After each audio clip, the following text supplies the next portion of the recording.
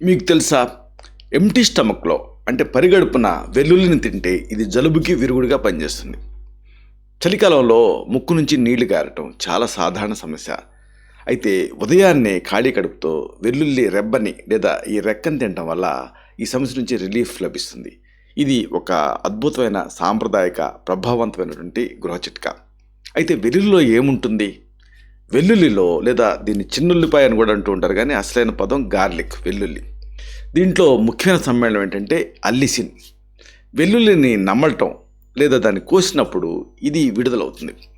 Allicin అనేది ఒక శక్తివంతమైన సూక్ష్మజీవనాశకంగా అంటే యాంటీమైక్రోబియల్గా పనిచేస్తుంది. ఇది బ్యాక్టీరియా, వైరస్ ఇలాంటి వాటికి వ్యతిరేకంగా పనిచేస్తుంది. జలుబుకి కారణమయ్యేటటువంటి సూక్ష్మక్రిముల్ని ఇది నాశనం చేస్తుంది. ఇంకా వెల్లుల్లిలో ఉండేటువంటి ఇతర సమ్మేళనాలు ఇమ్యూనిటీ అంటే రోగనిరోధక శక్తిని పెంచి శరీరం వ్యాధులతోటి పోరాడేందుకు సహాయపడతాయి. అయితే మరి ఈ చిట్కా ఎలా పనిచేస్తుంది?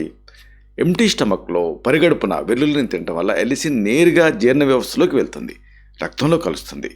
దీని యాంటీమైక్రోబియల్ గుణాలు ముక్కులో ఉండేటటువంటి అలర్జీ అంటే రైనైటిస్ తోటి పోరాడతాయి. ముక్కులో ఉండేటటువంటి కఫం అంటే మ్యూకస్ ఉత్పత్తిని ఇది తగ్గిస్తుంది. అంతేకాదు దీంట్లో ఉండేటటువంటి యాంటీ ఇన్ఫ్లమేటరీ లక్షణాలు ఇవన్నీ కూడా శ్వాస మార్గంలో తయారయ్యేటువంటి వాపును తగ్గిస్తాయి. దీంతో ముక్కు కాటం వెంటనే ఆగిపోతుంది. అయితే దీన్ని మరి ఎలా ఉపయోగించాలి? మొట్టమొదట వెల్లుల్లిని రెడీ చేసుకోవాలి. అంటే ఒక వెల్లుల్లి రెబ్బని తీసుకోండి, దానిపైన పల్చటి పొట్టు ఉంటుంది కదా, దాన్ని తీసేయండి. తర్వాత దీన్ని నమలాలి. అంటే ఈ రెబ్బని మెత్తగా నోట్లో పెట్టుకొని నమిలేయాలి. బాగా నమలటం వల్ల ఎలిసిన్ అనేది బాగా రిలీజ్ అవుతుంది. తర్వాత మింగేయాలి. అంటే నమిలిన తర్వాత దీన్ని నీళ్లతోటి మింగేయాలి. ఇలా ఉదయం ఖాళీ కడుపుతోటి చేస్తుంటే మంచి ఫలితం లభిస్తుంది. కొంతమందికి వెల్లుల్లి రుచి ఘాటు నచ్చకపోవచ్చు. అలాంటప్పుడు దీన్ని ముక్కల కింద కట్ చేసి నీళ్లతోటి కూడా మింగొచ్చు.